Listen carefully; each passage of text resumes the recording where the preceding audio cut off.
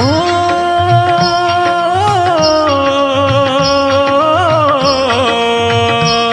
ललकार है नौजवानों का, महिलाओं और किसानों का शिवपुर पंचायत। शिवपुर पंचायत का कहना है जीत रही श्वेता बहना।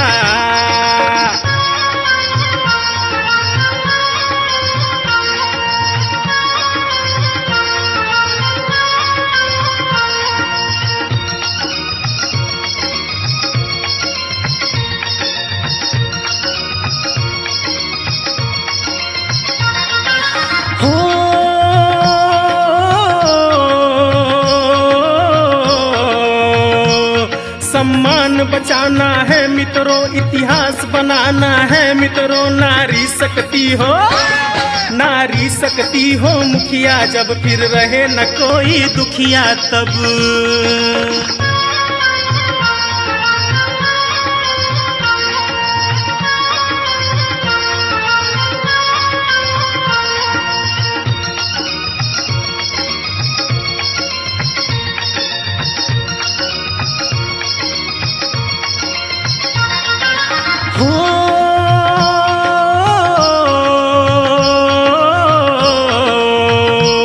हम शेर के साथ रहे जैसे शेरनी संग हाथ रहे वैसे। छतरानी कभी ना, छतरानी कभी ना चूकेगी, विजय का भी गुल फूकेगी।